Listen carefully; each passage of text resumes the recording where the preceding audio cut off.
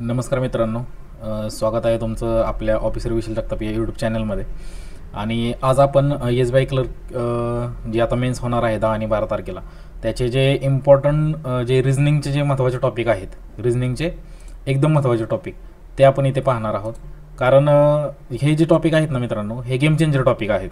कारण हेच टॉपिक तुम्हाला परीक्षेमध्ये लीड देणार आहेत. डाटा सफिशियन्सी असेल आणि स्टेटमेंट आणि आर्ग्युमेंटवरती. कारण याला भरपूर जण इग्नोर करतात आणि पजल वगैरे त्याच्या मागे लागतात. पजल वगैरे तर केलंच पाहिजेत, क्लर्क लेवल एक्झाम आहे.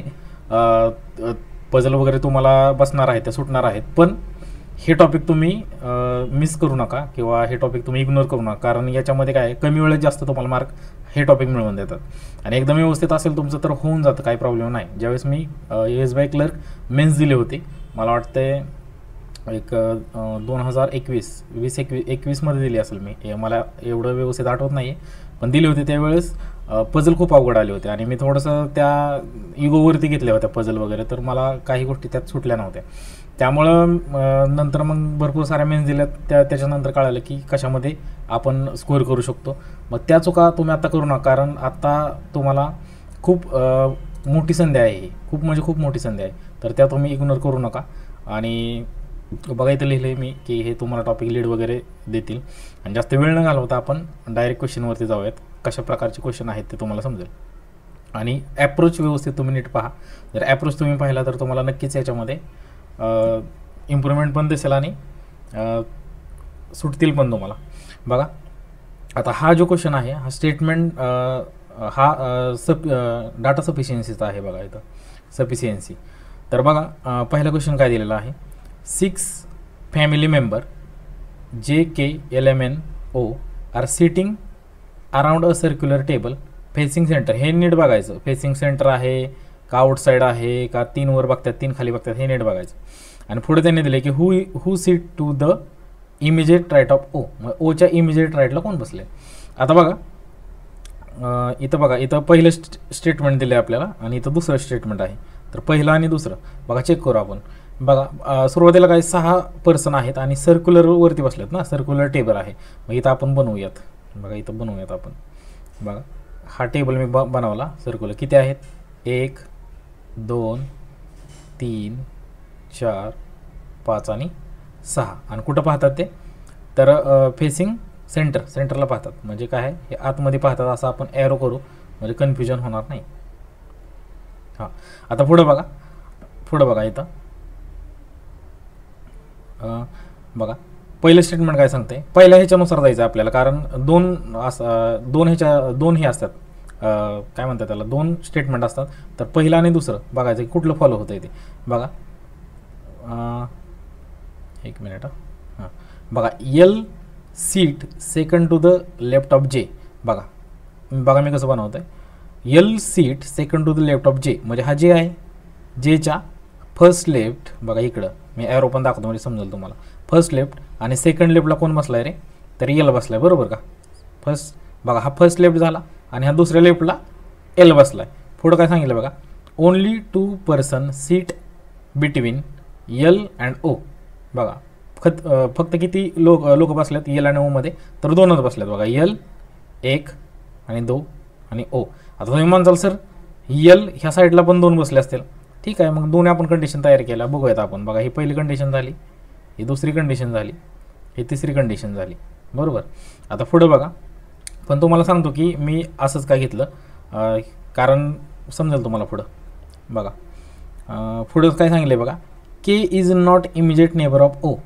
बघा ओचा K हा ओचा, एक मिनिट, ओचा हा K इथं क्रॉस करतोय. बघा हा K इमिजिएट नेबर नाही, ह्या साईडला पण नाही, म्हणजे इकडं पण नाही आणि ह्या साईडला पण नाही. Kचा O किंवा ओचा K इमिजिएट नेबर नसणार आहे. आता ही झालं पहिलं स्टेटमेंट. आता ह्याच्यामध्ये आपण चेक करून बघू की पहिल्यात सॅटिस्फाय होत आहे का, म्हणजे सफिशियंट डाटा आहे का एवढा की हे उत्तर काढण्यासाठी. कोणतं की who sit immediate right of O. ओच्या इमिजिएट राईटला कोण बसले.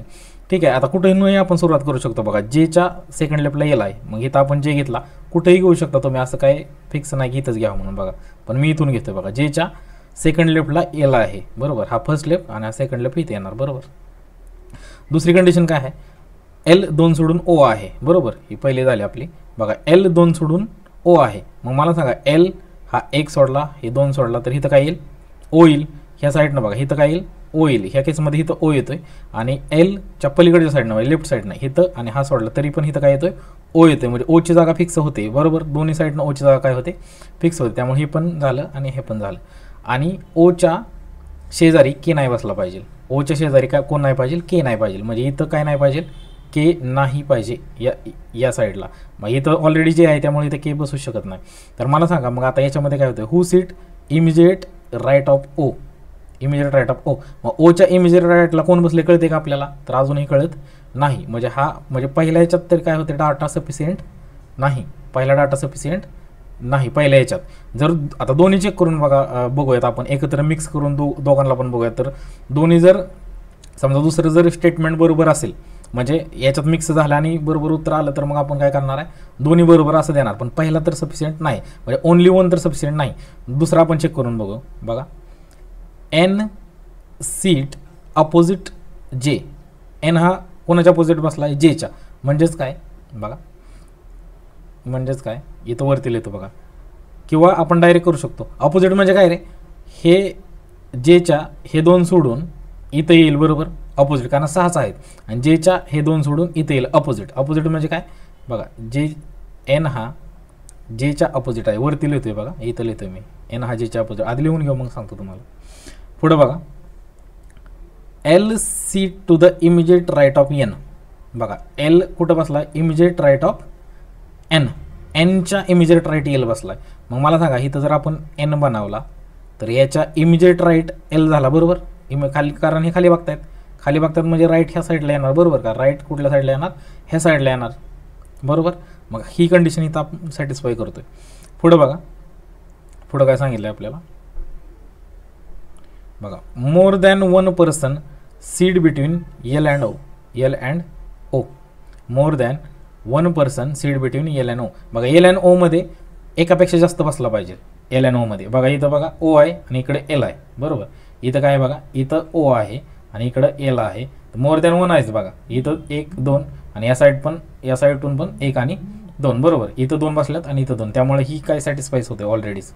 पुढे बघा when counting from the side of O. ओच्या साईडनं काउंट केलं तरी तेवढंच बसतात आणि याच्या पण.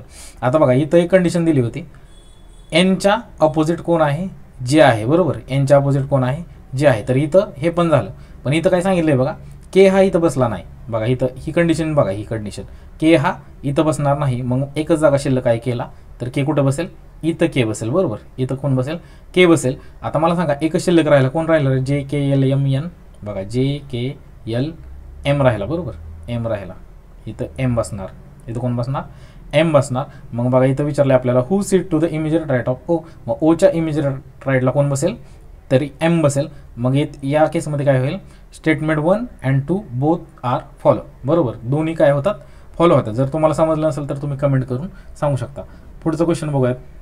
आपण काय करतो? एक डाटा सफिशियन्सचा, तर दुसरा याचा बघतोय आपण स्टेटमेंट अँड आर्ग्युमेंट. कारण हे पण महत्त्वाचे आहे. हे क्वेश्चन कोणच करत नाही, तर ते तुम्हाला मी समजून सांगतो की कशा पद्धतीनं असू शकतोय. बघा लक्ष द्या. आता इथं काय दिलं बघा, the question below consist of statement followed by argument. एक स्टेटमेंट असतं त्याला आर्ग्युमेंट त्याच्यावरती काय होऊ शकते? एका स्टेटमेंटवरती. बघा आता तुम्हाला एक सांगतो, एक तर डायरेक्ट फॅक्ट असतो आणि एक असतं त्या स्टेटमेंटला अनुसरून आपण काय विचार करू शकतो, म्हणजे काय आर्ग्युमेंट होऊ शकतं त्याच्यावरती. तर आपण बघा इथं स्टेटमेंट आपल्याला काय दिलंय बघा, शुड देअर बी. आता इथं शुड देअरचा अर्थ काय? शुड म्हणजे केलं पाहिजे. कंप्लीट बॅन म्हणजे कंप्लीट बॅन केला पाहिजे का on use of plastic bags. आता इथं क्वेश्चन विचारला आहे की कंप्लीट बॅन केला पाहिजे का, प्लॅस्टिक बॅगवरती कंप्लीट बॅन केला पाहिजे का. तर ह्याच्या काय आर्ग्युमेंट होऊ शकतात, म्हणजे कोणतं लॉजिकली फॉलो होईल किंवा कोणतं नाही होणार ते चेक करायचं ह्याच्यात फक्त. बघा इथं फक्त क्वेश्चनमध्ये काय विचारलं, स्टेटमेंटमध्ये काय विचारलं, should there be a complete ban on plastic bag. Plastic बॅगवरती कंप्लीट बॅन केला पाहिजे का.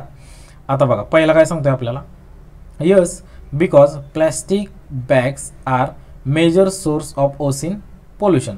आता हे बरोबर आहे, बरोबर केला पाहिजे कारण मेजर सोर्स आहे ना आकाशाचा ओसिन पोल्युशन, जे समुद्रातील जे पोल्युशन होतं त्याचा मेजर आहे.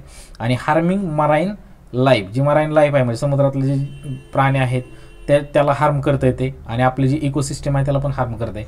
हे मला सांगा, हा काय फॅक्टच आहे ना रे, म्हणजे हे होतंयच ना, असंच होतंय, हा काय फॅक्टच आहे. म्हणजे हे काय, याच्यावर ही आर्ग्युमेंट होऊ शकते, म्हणजे स्ट्रॉंग बसते. बरोबर, हे स्ट्रॉंग आहे, एकदम स्ट्रॉंग आहे.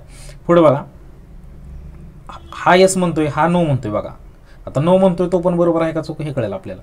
No because plastic bags are necessary for some uses. आता ही बरोबर आहे की नाही केलं पाहिजे, कारण प्लॅस्टिक बॅन काय आहे, सम युजेस होतात त्याच्या, सच अ मेडिकल हायजीन. आता हे पण बरोबर आहे. बघा काही गोष्टी आहेत त्या प्लॅस्टिक यूज केल्याशिवाय, मेडिकलच्या काही गोष्टी अशा आहेत त्या प्लॅस्टिक यूज करावंच लागते तिथं आपल्याला. बरोबर. And to protect food from contamination, आणि फूड प्रोटेक्ट करण्यासाठी पण लागतं आपल्याला, तुम्हाला तर माहितीच आहे, त्याच्यासाठी आपण प्लॅस्टिक वापरतो. बरोबर, म्हणजे हे पण स्ट्रॉंग होते, म्हणजे हे पण बरोबर बसते. म्हणजे एका ह्याच्यात येस पण बसतंय, एका ह्याच्यात नाही पण बसतंय, कारण बघा हे स्ट्रॉंग आहे, हे फॅक्टच आहे ना. आता हे आपल्याला डोळ्याने दिसतोय, हा फॅक्ट आहे. बरोबर. तिसरा काय सांगतोय बघा, की बॅन करणं गरजेचं आहे. यस म्हणतोय हा. यस का, कारण आता कारण पण आपल्याला चेक करायचं आहे, कारण चेक करायचं आहे महत्त्वाचं, स्ट्रॉंग आहे का कसं आहे, कारण चेक करायचं. Yes because banning plastic bags would encourage the use of more sustainable alternative like cloth or paper bags. बघा काय सांगितलंय की हां, म्हणजे हे केलं पाहिजे, बॅन केलं पाहिजे, कारण banning plastic bag would encourage. आता ह्याने काय होईल बघा, एनकरेज होईल. काय एनकरेज होईल, use of more sustainable alternative याच्यावरती यूज होतील, लाईक क्लॉथ्स किंवा पेपर बॅग्स आपण आणतो बघा. आजकाल मेडिकलमध्ये आपण गेलो तर पेपरच्या बॅग्स असतात, ते आपल्याला देतात प्लॅस्टिकच्या ऐवजी. तर हे पण बरोबर आहे की हां, बॅन केलं तर हे अल्टरनेटिव्ह यूज होतील. स्ट्रॉंग कारण आहे, स्ट्रॉंग आहे त्यामुळं. पुढं चौथं काय सांगतंय बघा, चौथं काय सांगतंय, नो, ते म्हणते नको, नाही म्हणजे बॅन करायचं का, कारण पण बघायचं. Because such a ban would inconvenience customer. आता हे बॅन कस्टमरला इनकन्व्हिनियन्स होतील असं हे स्टेटमेंट सांगतंय. हू रिले, ते काय आहेत, रिले आहेत, ते डिपेंड आहेत प्लॅस्टिकवर, असं हे स्टेटमेंट सांगते. ऑफ दिस बॅग, ते काय आहेत, ते काय आहेत, रिले आहेत, म्हणजे डिपेंड आहेत. आणि पुढं काय सांगते बघा, for shopping and carrying goods. आता तुम्हीच मला सांगा याच्यामधनं काय लॉजिक निघतंय, की जी लोक आहेत त्यांना इनकन्व्हिनियन्स होईल कस्टमरला, आणि ते रिले आहेत. आता मला सांगा ते रिले कसे आहेत रे, आता हे स्ट्रॉंग कारण सांगताय का आपल्याला, नाही सांगत. ते रिले थोडीच आहेत. मला सांगा आपण जर गेलो एखाद्या मेडिकलमध्ये आणि त्या मेडिकलमधून जर आपण काही टॅबलेट्स वगैरे घेतल्या आणि त्या कस्टमरने जर तुम्हाला पेपरची बॅग दिली, तर तुम्हाला इनकन्व्हिनियन्स थोडी होणार आहे. तुम्हाला काय कशामध्ये दिलं तरी आपल्याला चालतंय. बरोबर. त्यामुळे हे कारण एकदम स्ट्रॉंग नाही, हे स्ट्रॉंग नाही.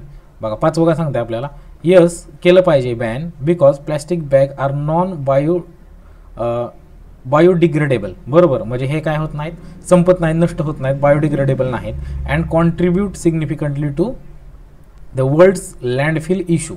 बरोबर, वर्ल्डच्या लँडफिल जे इश्यू आहेत ना, ते इश्यू राहणार. आता हा फॅक्टच आहे. बरोबर, हा काय फॅक्टच आहे, वर्ल्डचे जे लँडफिल इश्यू आहेत ते इश्यू राहणारच आहे. त्यामुळे हे पण काय बरोबर आहे. फक्त एकच आपल्याला वाटला की इनकन्व्हिनियन्स होते कस्टमरला आणि ते डिपेंड आहे, ते डिपेंड थोडीच आहेत, त्यामुळे हे होत नाही. आता खाली ऑप्शन असतील 3, 4, 5 की कोणतं होते, पहिलं होतंय का पहिलं दुसरं होतंय का दुसरं तिसरं होतंय का तिसरं चौथं होतंय का चौथा सोडून बाकी सर्व होतात, असे पण ऑप्शन असतील तर ऑप्शन मी घेतले नाही आहेत. जर समजलं नसेल तर तुम्ही कमेंट करू शकता. आता पुढचा आहे बघा, पुढचा डाटा सफिशियन्सीचा क्वेश्चन आहे.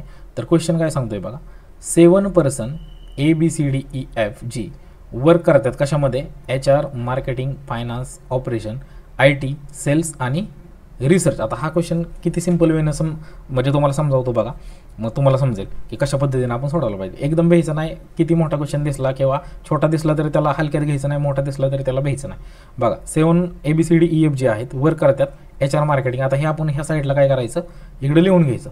आता हे लिहिल्यामुळे काय होतं, सोपं जातं. काय काय आहे बघा, HR आहे, दुसरा काय मार्केटिंग आहे, तिसरा आहे फायनान्स, चौथा आहे ऑपरेशन, पाचवा आहे IT, नंतर आहे सेल्स आणि आहे रिसर्च. असं थोडं मी शॉर्टकटमध्ये लिहिले म्हणजे तुम्हाला समजेल. आता बघा HR होता, हा मार्केटिंग आहे, हा आहे फायनान्स, ऑपरेशन, IT, सेल्स आणि काय आहे रे, रिसर्च आहे. आणि आपल्याला क्वेश्चन काय विचारला आहे तो पण बघा, महत्त्वाचा क्वेश्चन बघायचा आपल्याला. क्वेश्चन काय विचारला आहे आपल्याला, तर बघा, who works in I T department. मग त्यांचं म्हणणं आहे की आय टी डिपार्टमेंटमध्ये कोण काम करते ते सांगा. पहिल्या ह्याच्यावरून सांगा किंवा दुसऱ्या ह्याच्यावरून सांगा. बघा पहिलं इथं आहे आणि दुसरं कुठं आहे, इथं आहे.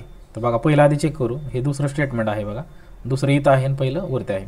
बघा A and B work H R and finance रिस्पेक्टिव्हलीचा अर्थ काय असतो, ए हा एच आरमध्ये करतोय आणि बी हा फायनान्समध्ये करतोय. ए कशामध्ये करतोय रे, ए हा एच आरमध्ये करतोय आणि बी हा फायनान्समध्ये करतोय. बी कशामध्ये करतोय, फायनान्स. रिस्पेक्टिव्हलीचा अर्थ पण लक्षात घ्या. बघा but she does not work in I T or research. पण सी हा आय टी आणि रिसर्चमध्ये नाही. बघा सी हा, बघा लक्षात द्या, सी हा इथं बघा, सी इथं क्रॉस करतो मी, आय टीमध्ये नाही. आणि सी हा कशात नाही रे, रिसर्चमध्ये पण नाही. सी कशात नाही, रिसर्चमध्ये पण नाही. ठीक आहे, पुढं. आता मला सांगा, ही पहिलं स्टेटमेंट झालं. पहिलं स्टेटमेंटवरून आपल्याला समजतंय का की आय टीमध्ये कोण काम करतोय. बघा आय टीमध्ये समजत नाही, ए आणि बी फक्त वरती झाले आणि सी फक्त इथं काम करत नाही. पण बाकीचे जे आहेत डी ई एफ जी ते तरी आपल्याला कुठे ना कुठे आपल्याला त्यांना ठेवावं लागेल. त्यामुळे पहिलं स्टेटमेंट सॅटिस्फाय होत नाही. तर पहिलं जर होत नसेल तर दुसरं चेक करायचं, लगोलग चेक करायचं चालूमध्ये. बघा D and E work in operation and sales respectively. आता रिस्पेक्टिव्हलीचा अर्थ काय असतो बघा, जी पहिलं दिलं आहे डी हा कशामध्ये जाईल, डी हा कशामध्ये जाईल, तर डी हा ऑपरेशनमध्ये जाईल म्हणजे इथे जाईल. आणि सेल्स कशामध्ये जाईल, सॉरी ई कशामध्ये जाईल, सेल्समध्ये जाईल. मग बघा रिस्पेक्टिव्हलीचा अर्थ हा असा असतो, जो पहिल्यांदा दिला आहे तो पहिल्यामध्ये जाणार, दुसऱ्यांदा दिला आहे तो दुसऱ्यामध्ये. तर बघा डी हा कशामध्ये, ऑपरेशनमध्ये. डी हा बघा डी इथे येईल ऑपरेशनमध्ये आणि ई हा कशामध्ये येईल, सेल्समध्ये. ई हा कशामध्ये येईल, सेल्समध्ये. बरोबर. आता मला सांगा आणि पुढं काय दिलं आहे बघा, F does not work in I T marketing. F हा कशात नाही, आय टी. बघा एफ इथं नाही येणार आय टीमध्ये आणि एफ हा मार्केटिंगमध्ये पण नाही येणार. बरोबर. आता मला सांगा, एफ इथं नाही येणार, एफ इथं नाही येणार. बरोबर. किंवा सी इथे पण नाही येणार. सी, आता सीचं चेक करा महत्त्वाचं. मला सांगा सी इथे नाही येणार, सी इथे नाही येणार, मग एकच जागा मोकळी आहे आपल्याकडे. बरोबर. मग सी कुठे येईल, इथे येईल. एकच जागा मोकळी आहे म्हणजे सी कुठे येणार, इथे येणार. मला सांगा एफ हा इथे येणार नाही. मग एफ जर इथे येणार नसेल तर एफसाठी एकच जागा आहे खाली. बरोबर. एफ इथे येणार. मग राहिला कुठला बघा, A B C D E F आणि जी राहिला. मग राहिलेला कुठे येईल रे, या जीमध्ये येईल. बरोबर. राहिलेला कुठे येईल, या जीमध्ये येईल. मग आन्सर काय येईल आपलं बघा. मग इथं काय विचारलं आहे, who works in I T department. मग आय टी डिपार्टमेंटमध्ये कोण काम करतो, जी करतोय. पण आन्सर काय येणार, बोथ स्टेटमेंट ए अँड बी काय असेल ते खाली ऑप्शन ए अँड बी हा फॉलो होईल. जर मित्रांनो तुम्हाला आवडला असेल तर नक्कीच लाईक शेअर कमेंट पण करा. आणि जर ही मेहनत किंवा जर तुम्हाला ही शॉर्टकट ट्रिक्स जर तुम्हाला समजत असेल माझ्या, तर तुम्ही नक्कीच आपल्या चॅनेलला कमेंट वगैरे करून तुम्ही नक्कीच सांगाल. मला पण जरा थोडंसं मोटिवेशन पण मिळेल आणि नक्कीच तुम्ही यशस्वी पण व्हाल SBI क्लर्कमध्ये आणि तुम्हाला यावर्षी नक्कीच जॉब लागेल. तर भेटूयाच पुढच्या व्हिडिओमध्ये. तोपर्यंत तुम्ही हे व्हिडिओ बघत राहा आणि जर तुम्हाला आवडलं तर कमेंट पण नक्कीच करा. थँक्यू.